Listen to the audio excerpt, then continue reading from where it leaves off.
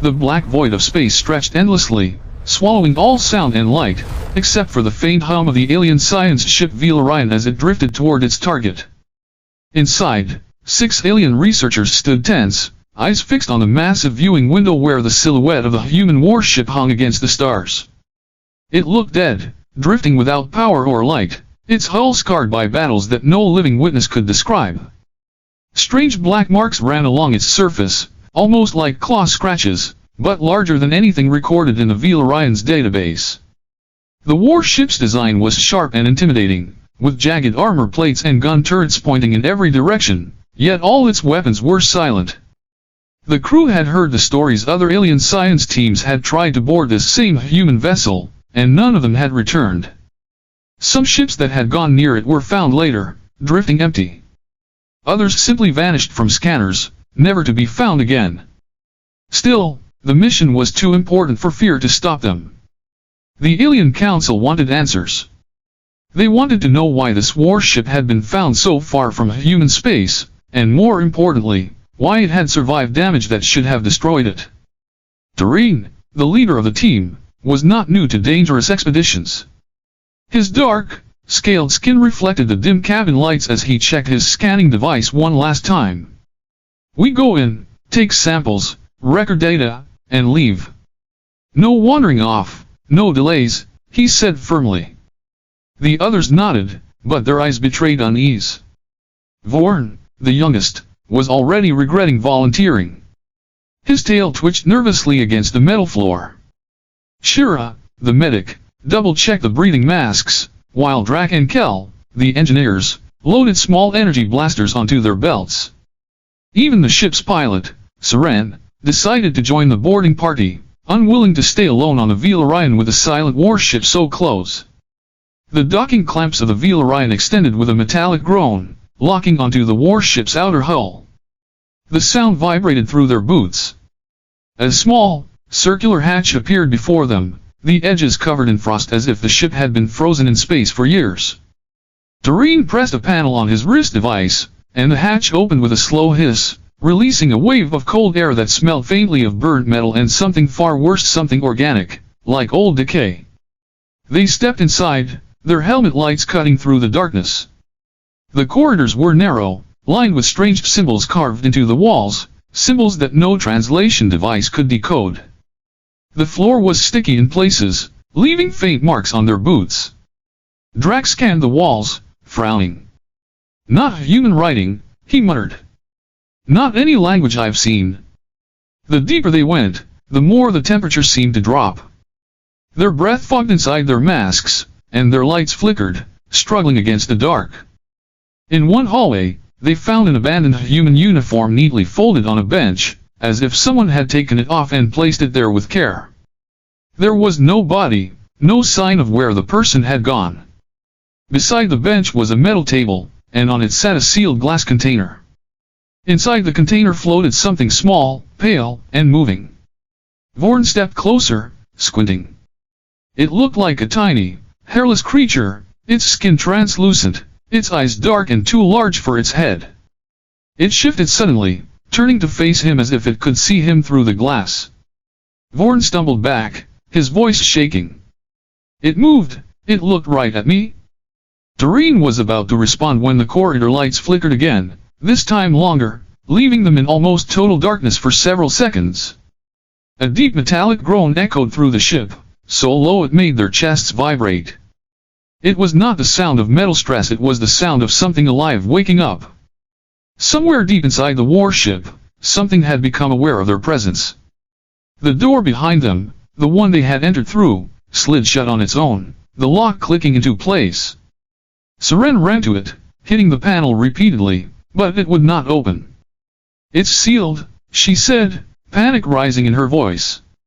The air in the corridor seemed heavier now, each breath harder than the last. Then they heard its slow, heavy footsteps echoing from the darkness ahead. Each step was deliberate, metallic, and far too heavy to be made by a human. The sound drew closer, but the shadows ahead remained deep, refusing to reveal what moved within them. Doreen raised his blaster, his voice low but firm. "Stay together. No one moves alone." The footsteps stopped, replaced by a strange scraping sound along the wall. It was as if claws were dragging across the metal, leaving deep grooves. Shira shone her light ahead, and for a split second, something massive moved out of sight, something tall, hunched, and too fast for its size. Vorn whispered, "We need to leave, now." But there was no way back. Their only choice was forward. They moved slowly, weapons ready, their lights darting from wall to wall. In the next room, they found rows of chairs bolted to the floor, as if it had been a crew briefing area. But every chair was empty, and the walls were covered in fresh claw marks, deep enough to bend the metal. In the center of the room lay a human helmet, its visor shattered from the inside.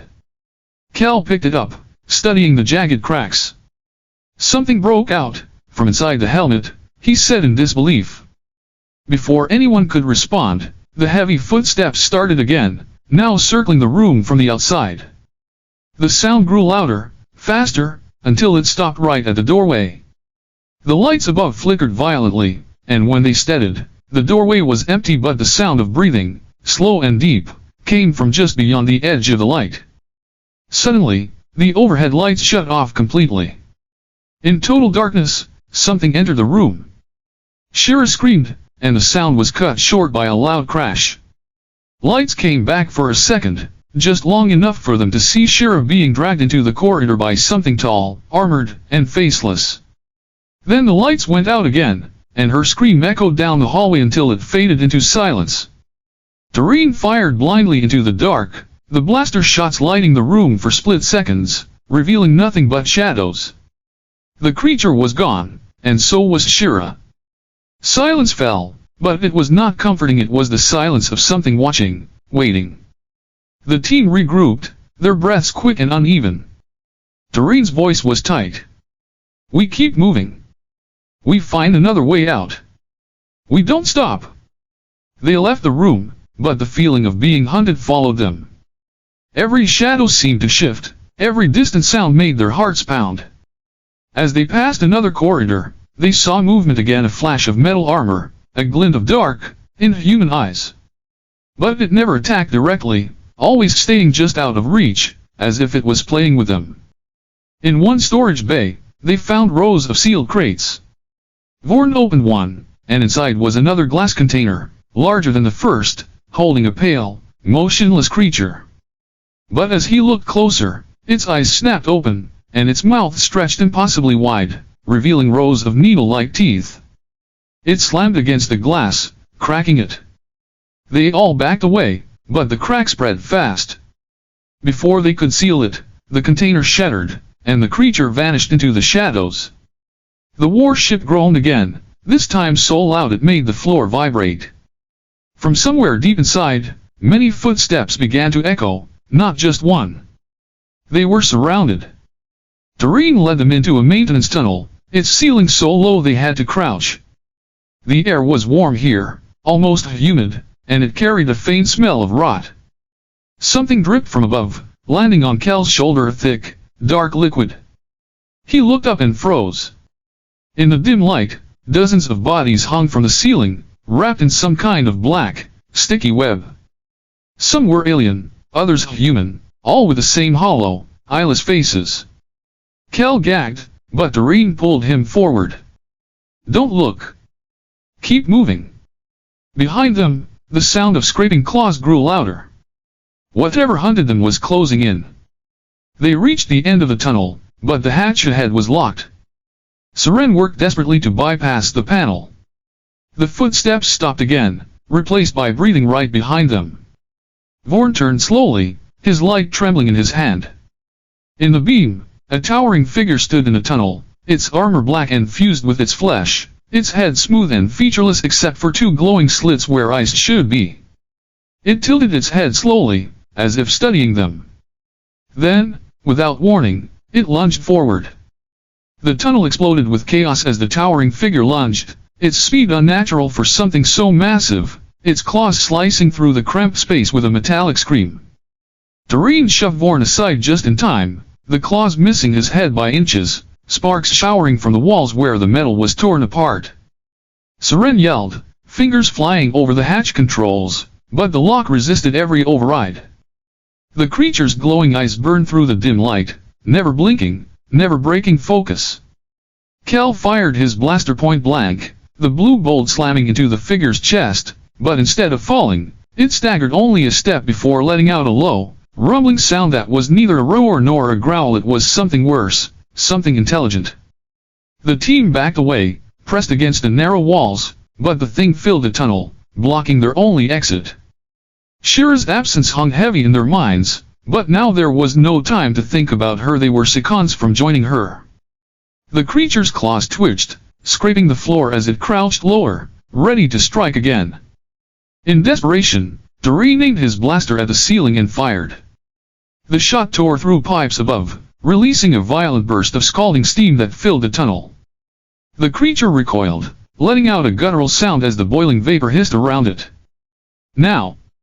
Doreen shouted, and Seren slammed her palm onto the hatch controls one last time. With a reluctant hiss, the hatch slid open just enough for them to squeeze through. They stumbled into a wider corridor, and Seren hit the panel again, sealing the hatch behind them. The sound of claws raking against metal followed immediately, a screech that made their bones ache. "It's not trapped," Vorn whispered, his voice trembling. "It'll find another way." Doreen didn't answer. They moved quickly, their boots pounding against the cold floor, every shadow seeming alive. The corridor ahead split into 3 paths. Cal scanned quickly, but the readings made no sense. The warship's internal map had been altered, corridors twisting in ways that defied its original design. "It's changing," he muttered. "The ship, it's not the same as when we came in." The idea sank into them like ice. The warship wasn't just old and abandoned, it was alive, reshaping itself, trapping them.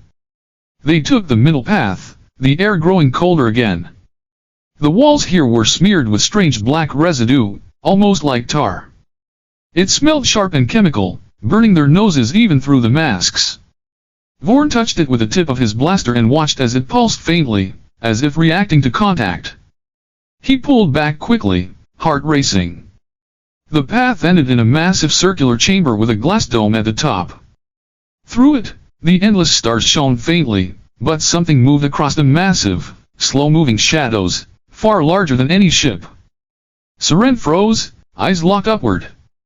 "There's more of them," she said, voice shaking. "They are outside." But before they could process the sight, the lights in the chamber flickered violently, then went out completely. A heavy thud echoed from above, followed by the sound of cracking glass. Kel aimed his light upward just as a massive clawed hand broke through the dome, grabbing the edge and tearing it apart. Shards of glass rained down, smashing against the floor. The creature dropped in, landing with a force that made the whole chamber shake. It wasn't the same one from the tunnel. This one was larger, its armor fused with strange cables that snaked from its body into the walls. Its head turned slowly, the glowing slits in its face sweeping over each of them. Then it moved, impossibly fast, charging straight for Vorn. Doreen tackled him aside, but the creature's claw still caught Vorn's leg, slicing through his suit. Vorn screamed, the sound echoing off the chamber walls. Seren fired, hitting the creature's side. It barely flinched. Kel threw a shock charge, and the explosion knocked it back a few steps, but instead of retreating, it turned its head and made a sound, a clicking, echoing call that traveled through the ship. From the corridors beyond, answering clicks came, dozens of them, getting closer. "We need to run, now!" Doreen shouted. They sprinted out through one of the side doors just as more of the armored shapes appeared in the shadows. The new corridor twisted sharply downward, the floor slick with the same black residue. Vorn limped, each step slower, his breathing ragged. Doreen stayed beside him, refusing to leave him behind. The clicking noises were everywhere now, moving through the walls, above and below them. Suddenly, the corridor opened into a vast hangar bay. Rows of empty docking platforms stretched into the dark, the air cold and still. In the center stood something unexpected, a small human shuttle, its exterior damaged but intact. Seren rushed forward, scanning it. "It's functional," she said quickly. If we can power it, we can get out. Kel and Drac ran to the back of the shuttle, prying open the maintenance panel. Inside, the systems were dark, drained. Kel cursed. It needs a new power core? Where do we get one? Seren asked. From the engineering deck. Kel replied, looking toward a large sealed door on the far side of the hangar. The problem was clear. The clicking noises were already coming from behind that door. They could hear the metal groaning as something on the other side pushed against it. They had seconds at most. We don't have a choice, Doreen said, grabbing his blaster and moving toward the door. We go in, grab the core, and get back. Fast. The door shuddered as claws pierced through the metal, sparks flying. The panel beside it exploded in a shower of light, and the door ripped open. Two of the armored creatures stepped through, their heads tilting in eerie unison. Doreen fired first, hitting one in the neck joint. It staggered, giving them a moment to slip past. The engineering deck was a maze of pipes and cables, the air thick with the smell of burning ozone. At the far end, they saw the glowing blue of a power core, pulsing like a beating heart. Drac rushed to it, tools in hand, but as he began to disconnect it, a sound came from above the creak of metal under weight. They all looked up to see one of the creatures clinging to the ceiling, its limbs twisted unnaturally to hold itself there. It dropped without warning, landing on Drac. The engineer screamed as the claws pierced his chest. Kel fired, hitting the creature repeatedly until it collapsed, twitching. Drac's eyes were wide, but his voice was fading. Go, take it, go. He shoved the core toward Kel before going still. Doreen grabbed Kel and pulled him away, the others covering their retreat. They ran back to the hangar, the core heavy in Kel's arms. The creatures were faster now, closing in from all sides. Vorn stumbled, falling to one knee, but Seren grabbed him, hauling him up. They reached the shuttle, slamming the core into place. Lights flickered on inside, systems humming weakly to life. Get in! Seren shouted, and they piled inside, sealing the hatch. The creatures hit the shuttle almost immediately, claws scraping against the hull. The engines roared, but the shuttle was still locked to the docking clamps. Doreen hit the release, but the system stalled. Outside, dozens of glowing eyes surrounded them, the creatures pressing closer. One climbed onto the front, staring directly through the cockpit glass at Seren. Its eyes glowed brighter, and the shuttle's systems flickered, as if it was affecting them. It's trying to shut us down. Kel yelled. Doreen grabbed a manual release lever and yanked it with all his strength. The clamps disengaged, and the shuttle lifted free. Seren pushed the engines to maximum, the force throwing them back in their seats. The hangar walls blurred past as they shot toward the exit. But just before they cleared it, something massive slammed into the shuttle's side, sending it spinning. They tumbled into the dark of space, alarms blaring, the warship shrinking behind them, but the glowing eyes were still there, drifting just beyond the glass, as if they had followed them out. The shuttle spun wildly through the darkness, alarms screaming in every direction, warning lights flashing across the control panels. Seren fought the controls, her claws gripping so tight the edges of the sticks bent under the pressure. Doreen slammed his hand against the stabilizer switch, forcing the ship to level out. Outside, the massive warship grew smaller, drifting like a shadow in the distance, but none of them dared to relax. The glowing eyes they had seen in the hangar were still visible beyond the cockpit glass, floating in the void. It made no sense. Nothing could survive in open space without a ship or a suit, yet there they were, moving without thrusters, their armor unmoving but somehow alive. One of the creatures drifted closer, its head tilting unnaturally as it stared directly at them. Vorn, still clutching his injured leg, whispered, "They are not following us, they are pulling us." At first, it sounded insane, but then Seren saw that the shuttle's speed was slowing, not because of the engines, but because space around them seemed to thicken, like invisible threads were wrapping around the ship. The readings on the sensors went wild, showing impossible gravitational distortions all around them. Kel's voice was tight. "They are generating a field, like a tractor beam, but not mechanical." The stars outside began to bend, warping unnaturally, and the distant shape of the warship grew larger again. "No, no, we're going back," Seren hissed, slamming the throttle forward, but the engines roared without effect. The invisible pull grew stronger, and then the shuttle began to spin again, this time in a slow, controlled turn, not from their movement, but from something outside forcing it. The massive warship filled the viewport once more, its dark hull blotting out the stars. As they drew closer, they saw movement across its surface, dozens, maybe hundreds, of the armored figures crawling like insects over the metal skin, each turning their glowing eyes toward the shuttle. "Brace!" Doreen shouted as the pull accelerated, dragging them toward a gaping hangar bay that had not been there before. The warship had opened itself for them. The shuttle passed through an energy barrier, the stars vanishing behind them, replaced by darkness and the faint blue glow of the hangar lights. They slammed into the deck hard, the landing gear screeching. The force threw them all forward, and alarms cut off one by one as the shuttle powered down completely.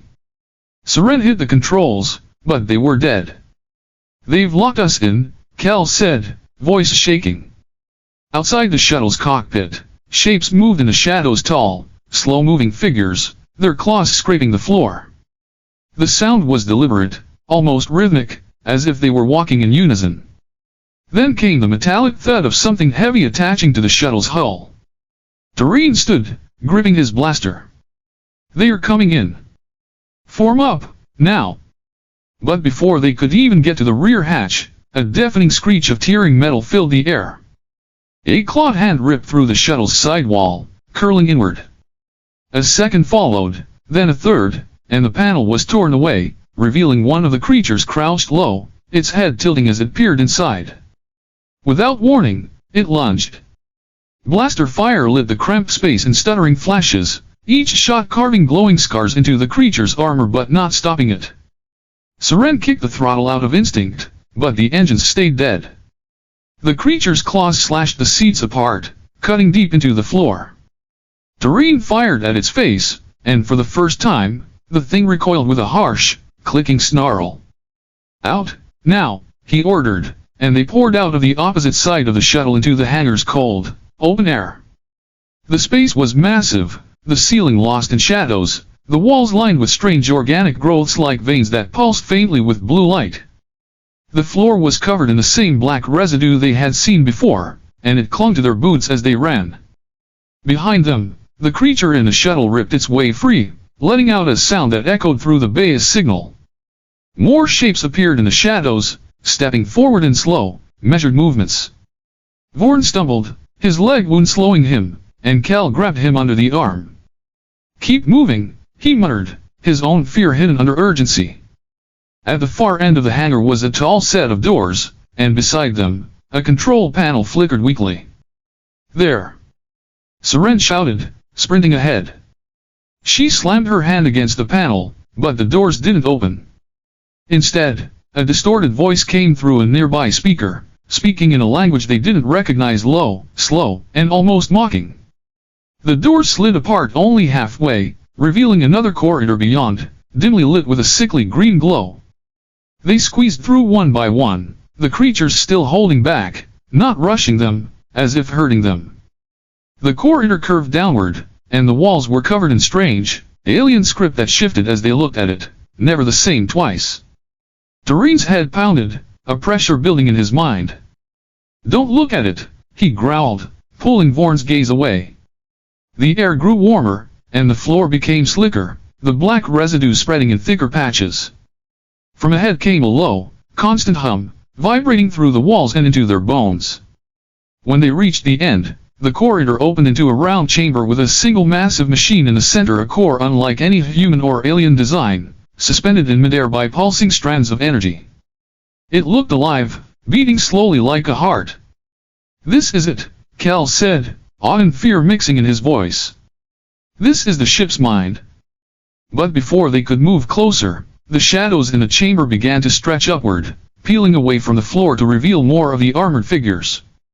They stepped silently into the light, surrounding the group. The hum grew louder, and Doreen realized it wasn't the machine, it was inside their heads. Voices whispered in a dozen tongues, words they couldn't understand, but the meaning was clear. You do not leave. Seren lifted her blaster, but Doreen put a hand on her arm. Not yet, he said. The creatures didn't attack, not immediately. Instead, they stepped aside, opening a path toward the core. They want us to go to it, Kel said, his voice trembling. Vorn shook his head violently. No. This is wrong. This is, but his words cut off as the hum spiked, and he staggered forward, clutching his head. One by one, they all felt it, a pressure that pushed against their thoughts, nudging them toward the core. Doreen gritted his teeth, fighting it, but his legs moved without permission. The closer they got, the warmer the air became, the black residue on the floor pulsing in time with the core's beat. Then Doreen saw something inside the core, shapes, moving slowly, like figures suspended in liquid. Human figures. Alien figures. All with the same eyeless faces they had seen in the maintenance tunnel. The truth slammed into him. This ship didn't just kill, it absorbed. It kept what it took, folding them into itself. Kel whispered, it's alive, and it wants us. Suddenly, the hum shifted into a sharp, painful tone that drove them to their knees. The armored figures stepped closer, their claws twitching. The energy strands around the core flared bright. And one of the human shapes inside turned its head directly toward Doreen. The figure inside the glowing core turned its head slowly, its movements smooth and unnatural, as if the thick blue energy around it wasn't liquid at all but something denser, something alive. Its eyeless face tilted toward Doreen, and though it had no mouth, he felt words press into his mind like a cold hand wrapping around his thoughts. You are mine now. The voice was not sound but a feeling, heavy and absolute, as if it had always been there, waiting for this moment. Doreen gritted his teeth, forcing himself to look away, but the pressure in his skull only grew sharper, a heat building behind his eyes. Around him, his crew groaned in pain. Seren clutched her head, Kel was on his knees, Vorn's injured leg trembled violently, and even the usually stoic Doreen felt his control slipping. The armored figures stepped closer in unison, claws twitching as they moved with perfect, silent coordination. The hum from the core deepened, and the strands of energy connecting it to the floor pulsed brighter, casting the chamber in a sickly glow. The black residue on the ground rippled like liquid, spreading toward them. Vorn gasped, his voice weak. It's pulling us in. His boots began to slide across the slick floor without him moving. Seren grabbed his arm, but the same unseen force dragged her forward too. Doreen roared and fired his blaster at the nearest armored figure. The bolt hit the creature's chest, exploding in sparks, but the thing didn't flinch. Instead, it tilted its head, as if curious, before continuing forward. The voice pressed harder into Doreen's mind, growing colder. No escape. You will join us. Kel, still half dazed, fumbled at his belt, pulling out a pulse charge. His claws trembled as he armed it. Doreen, get them back, now. Before Doreen could stop him, Kel slammed the charge into the floor. A deafening shockwave blasted outward, knocking the armored figures off balance for the first time. The energy strands around the core flickered violently, and the humming faltered into a distorted crackle. Doreen seized the moment, grabbing Seren by the arm and pulling her toward the corridor they had come from. Vorn stumbled after them, limping badly. Kel stayed behind, planting another charge at the base of the core. Go, he shouted. I'll slow it down. Doreen's chest tightened. Kel, but there was no time. The armored figures were already regaining their balance, moving toward Kel with terrifying speed. Doreen forced himself to drag Vorn and Seren out of the chamber. The moment they crossed the threshold, a blinding flash lit the room behind them, followed by a deep, angry roar that wasn't mechanical at all. It was alive, furious. The walls trembled, and the black residue splashed upward like it was boiling. The corridor around them shifted, twisting into new shapes, as if the ship itself was trying to block their escape. Doors slammed shut ahead of them, forcing them to take random turns through unfamiliar passages. Every few steps, the walls pulsed, sending shockwaves through their boots. From behind came the sound of claws on metal, faster now, echoing through the twisting halls. Vorn's breathing grew ragged. It's hunting us, it's changing the halls, he wasn't wrong. The corridors ahead seemed to stretch and shrink, sometimes splitting into two, sometimes curving back on themselves in ways that defied logic. It was as if the ship was no longer made of solid matter but something that could bend reality at will. They burst into a wide bay filled with massive vertical structures like pillars, each wrapped in cables and organic tendrils. Some of the tendrils twitched, curling as the crew passed, and Seren swore she heard faint voices whispering from them. Doreen didn't stop. The sound of pursuit was louder now, and somewhere in the maze of pillars, the glow of the creature's eyes appeared, closing in from multiple directions. Split up, Seren said suddenly. If it's hurting us, we can break the pattern. Doreen shook his head violently. No. We stay together. We'll lose each other, we're dead.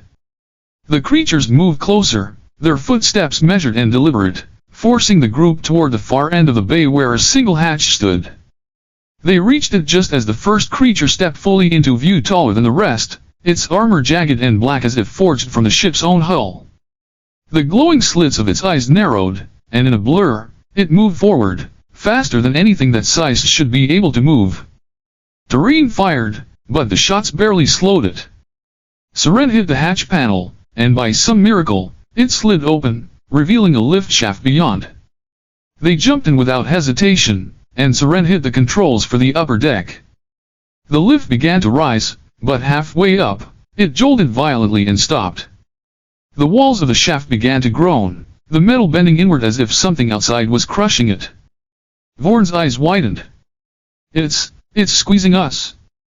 Doreen slammed the manual override, forcing the doors open into a narrow maintenance platform high above another massive chamber. The drop below was at least 50 meters, the floor covered in the pulsing black residue. In the center of the chamber stood another core-like structure, but this one was cracked, leaking streams of blue energy into the air. Seren pointed to a service ladder on the far wall. That's our way down. They moved quickly, but as they crossed a narrow platform, the sound of metal tearing erupted behind them.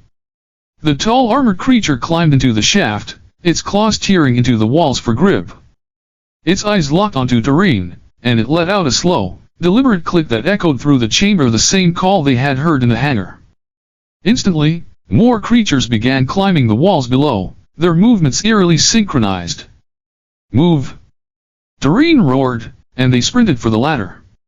Vorn's limp slowed him, but Seren stayed beside him, practically dragging him forward. They reached the ladder just as the tall creature leapt onto the platform, the metal groaning under its weight. Doreen fired at its legs, buying them a second to start climbing down. The creature followed, descending far faster than any of them could. Halfway down, the ladder shook violently as the thing grabbed it, pulling it away from the wall. Vorn screamed as his grip slipped, and he fell the rest of the way, landing hard on the floor below. He didn't move. Vorn! Seren cried, jumping the last few meters to reach him. The residue on the floor pulsed violently under her boots, as if reacting to his presence. Doreen dropped down beside them, grabbing Vorn under the arms. He's alive, he said, voice tight. The tall creature dropped the rest of the way down, landing with a thud that sent ripples through the black substance. It stepped forward, claws ready, but then stopped. Its head tilting as if it was listening to something. Slowly, it stepped aside, making room. From the shadows beyond the cracked core, something else emerged, taller, thinner, its armor smoother, almost regal. It moved with a calmness that made Doreen's skin crawl. When it spoke, the voice wasn't in their heads, it came from everywhere at once, the walls, the floor, the air itself. Only one of you will leave. The armored figures around the chamber stilled completely, their glowing eyes fixed on the crew. The words hung in the air like a death sentence.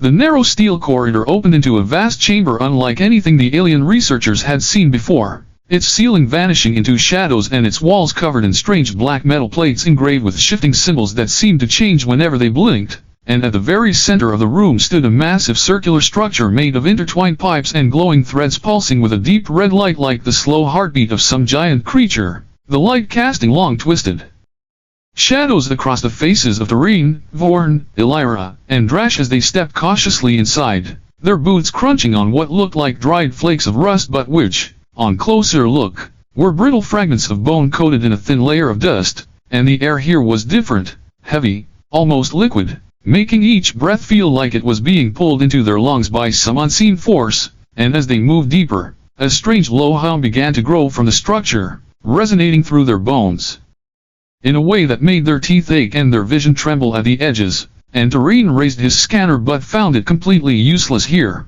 the screen showing nothing but static, and then Vorn whispered that he could hear voices, hundreds of them, all speaking at once in languages he could not understand, like whispers drifting in from another world, and Elira shivered, saying she felt as if the ship was remembering something and showing it to her mind, flashes of burning cities, human soldiers standing against towering alien machines, and then the humans turning those machines into twisted weapons powered by something that was not alive and not dead, something trapped, and as she spoke the red light in the heart of the chamber pulsed faster, as if answering her, and the floor under them shifted slightly like the deck of a ship moving on invisible waves, and Drash, who had been silent, suddenly clutched his head and screamed, his voice echoing far longer than it should have, bouncing back from the walls in distorted tones until it sounded like a crowd of people crying out in pain, and then his eyes rolled back and he began to walk slowly toward the structure as if being pulled by invisible threads, and the others grabbed him,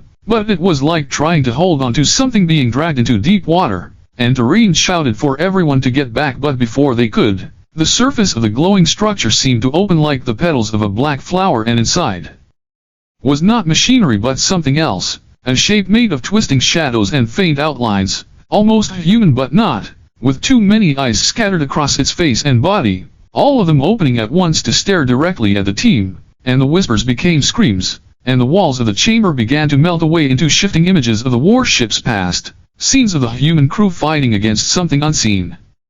Some of them screaming in fear as their own weapons turned on them, others being pulled into thin air and vanishing without a trace, and it became clear this chamber was not just a room but a memory prison, a place where the ship had trapped the minds of everyone who had entered before, keeping them here forever as echoes, and Doreen realized that the only reason they were still standing was because the ship had not yet decided whether to keep them or consume them, and then the shadowed figure stepped forward out of the structure, its movement silent yet somehow making the entire room shudder, and with each step the symbols on the walls lit up one by one like warning beacons, and Vorn yelled that the ship was alive and this thing was its heart, and the instant he said that the figure's eyes all turned toward him and the hum turned into a deep, angry roar that shook the ground, and in that moment, the only thought in Doreen's mind was that they had come too far, that leaving now might already be impossible, but they still ran, dragging Drash's half-conscious body toward the corridor as the figure followed without touching the ground,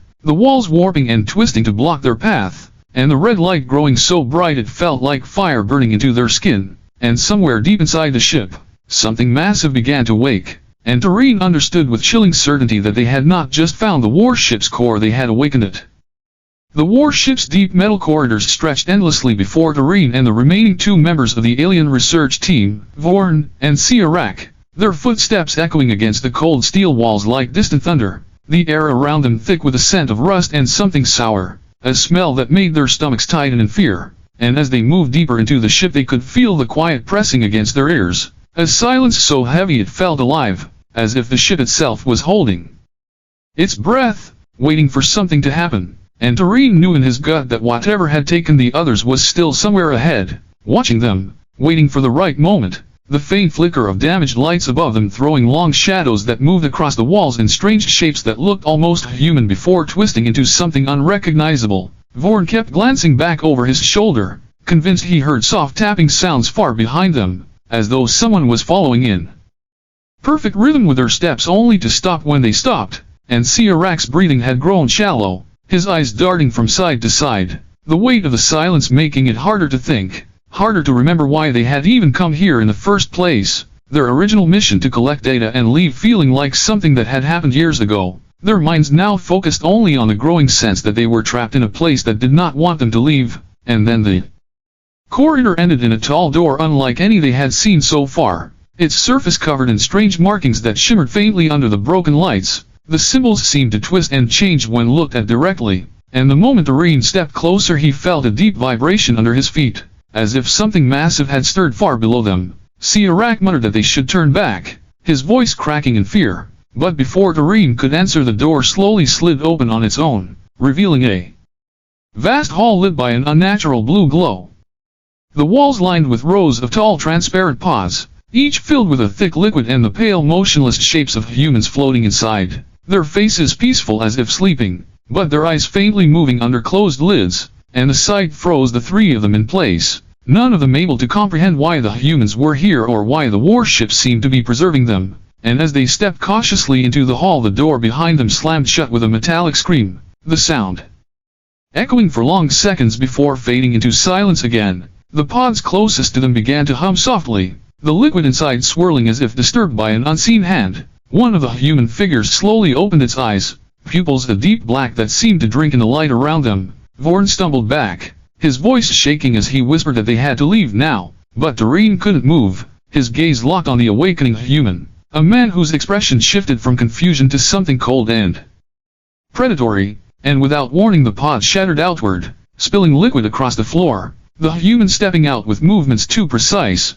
too controlled, his skin pale and flawless, his gaze locking onto Doreen before turning toward the others, the sound of more pods starting to hum filling the hall, each one beginning to stir, and then in the far shadows at the end of the hall something else moved, something larger than any human, its shape unclear but its presence making the air feel heavy and sharp.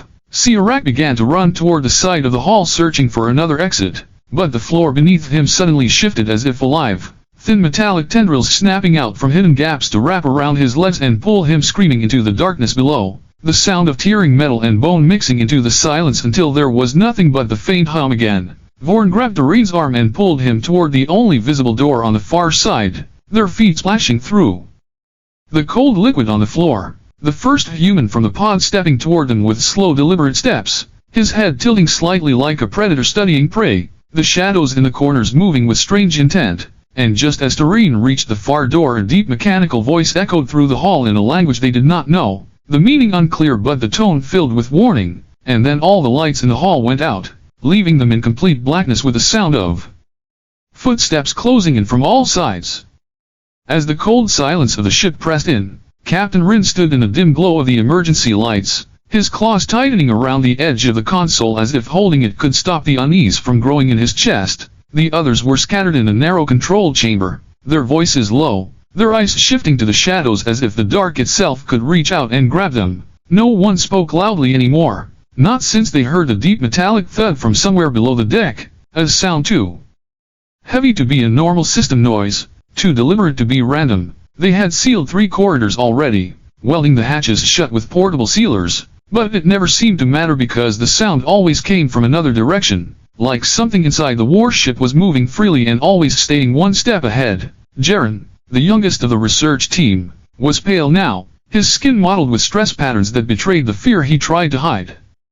He kept saying they should leave the ship immediately, that their mission was no longer about studying but surviving, yet Rin knew the truth was more dangerous. They could not just leave, not yet, because their transport ship was gone, torn from its docking by forces unknown, and the warship's COMM systems were dead, not by damage but by something far worse, complete erasure. The systems that should have kept an active log were blank, every command they tried returned nothing but static, as if the ship itself refused to acknowledge they were even here, and worse still, the deeper they moved into the human warship, the more wrong the architecture became. Bulkheads that bent into strange angles, walls with faint, moving ripples under the metal surface, corridors that should have led back to the main chamber instead opening into areas none of them remembered passing before. Jorah, the ship's mapping officer, swore she had been charting their every step, but her digital maps glitched. Corridors shifting positions on her display in real time, as if the ship was rewriting itself, and then came the message. It was faint at first, a whisper of sound through their personal comms. No words at the start, just an uneven hiss, then a tone, deep and resonant, that seemed to sink into their bones. Rin had tried to cut the comms, but the signal overrode his controls and began to form words, slow, deliberate words in their own language, and it said, "You are inside me, and I do not want you here." The team froze, no one moving, each of them trying to process the impossible fact that the warship had just spoken, not through speakers, not through any audio device, but directly into their COMM channels with a voice that seemed half human, half something else entirely. Panic rippled through them, and Jaren broke first, sprinting toward the nearest corridor, yelling that he was not going to stay to see what happened next, but before Rin could even shout for him to stop, the lights ahead flickered, and a shape appeared, tall, angular, its outline just barely visible in the red glow, and then Jaren's scream cut through the ship, sharp and sudden, followed by silence so complete it seemed to crush the air from their lungs. They rushed to the spot, but the corridor ahead was empty, the deck plating slick with a strange dark smear that shimmered faintly. Jorah reached down to scan it, but the moment her device touched the surface, it sparked violently and went dead. She pulled her hand back fast, her voice shaking as she said the smear was not blood, not any fluid. She knew it was alive, pulsing faintly like muscle under skin. The team backed away, and the warship's voice came again, this time louder, echoing through their minds without the comms. One gone, more to go. Rin clenched his jaw, forcing himself to stay calm, but inside he knew the truth. The ship was hunting them, and it was doing it slowly, deliberately, like it wanted them to understand something. Before it finished, they retreated to the central chamber again, but even there, the walls seemed closer than before, the air heavier, as though the warship was squeezing them into a smaller and smaller space. Hara, the xenobiologist, whispered that they might not be inside a machine at all, that the warship's technology was grown, not built, and that they were standing inside something that could think, adapt, and change itself at will. The thought made Rin's skin crawl, but he could not deny it anymore. Not after what they had seen. The ship had moved its own corridors, erased their maps, killed Jaren without leaving a trace, and was now speaking to them. The next hours were a blur of desperate attempts to find an exit, trying sealed hatches only to find them locked from the other side, trying to force doors only to watch them vanish into solid wall as if they had never been there. Each time they failed, the voice returned, speaking more clearly, telling them fragments of something they could not fully understand. "You took from me, you carry what is mine.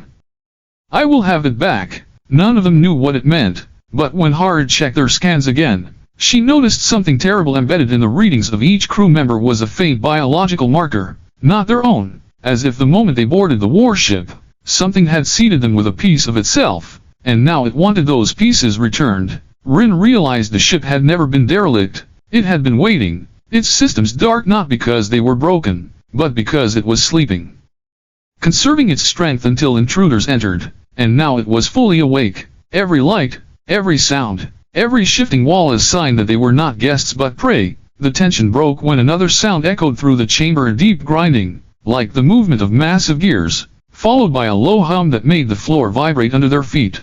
Jorah's eyes widened as she looked at her scanner, which now showed the impossible. The warship was moving, not drifting in space, but accelerating.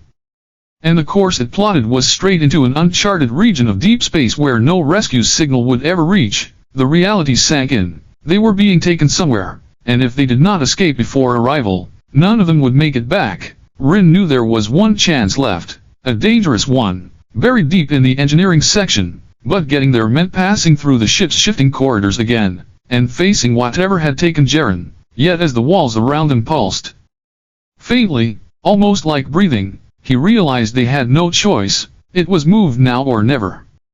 The alarms had stopped, and for the first time in what felt like days, the warship's corridors were silent. But the silence did not bring comfort, it brought fear, because silence on a human warship was never normal. It meant something was waiting, and the last surviving alien researcher, Kale, knew it. His breathing was heavy, his skin pale under the dim red emergency lights, and his hands shook as he held the strange human device he had taken from the bridge, a small black cube that pulsed with a slow blue glow. The humans had died long ago in some battle that had left the warship drifting, but the cube still worked, and Kale could feel it humming like it was alive, like it was thinking, and he knew that this was the reason his entire research team had been lost, the reason the humans had fought so fiercely to protect this ship.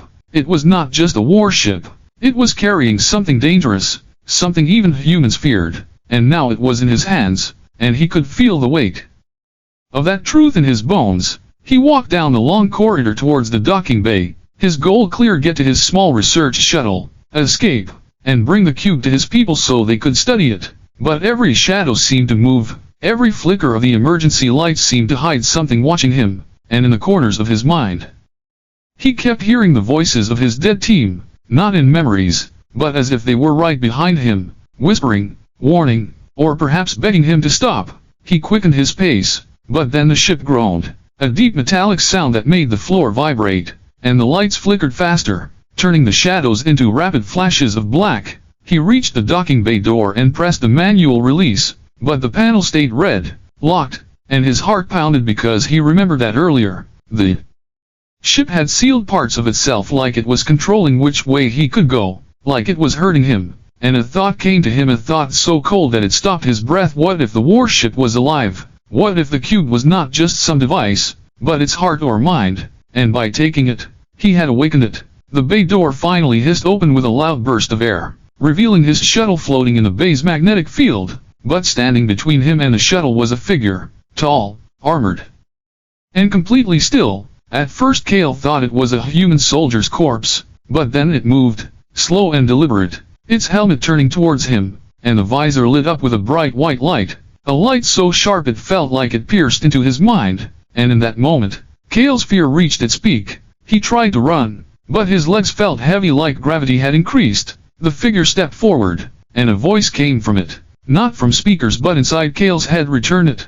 The voice was cold, mechanical, yet filled with something that felt like anger and sadness mixed. Kale clutched the cube tighter and shouted back that his people needed to know what it was, that too many had died for nothing if he left it here. But the voice grew sharper. If you take it, your people will share their fate. And images flashed in Kale's mind, his home world burning, his people screaming, the same darkness that had taken his crew spreading like a living shadow. He realized then that the cube was not a weapon humans had made. It was something they had found, something that could not be destroyed, only contained, and the warship had been its prison. His breath came fast, his hands trembled, and he faced a choice: leave with it and doom his world, or return it and maybe never know the truth. He looked at the figure, now standing still like it would wait forever, and slowly, his fingers loosened. The cube's glow flickered like it knew it was being given up, and Kale stepped forward, placing it on the floor. The figure bent down, picked it up with slow,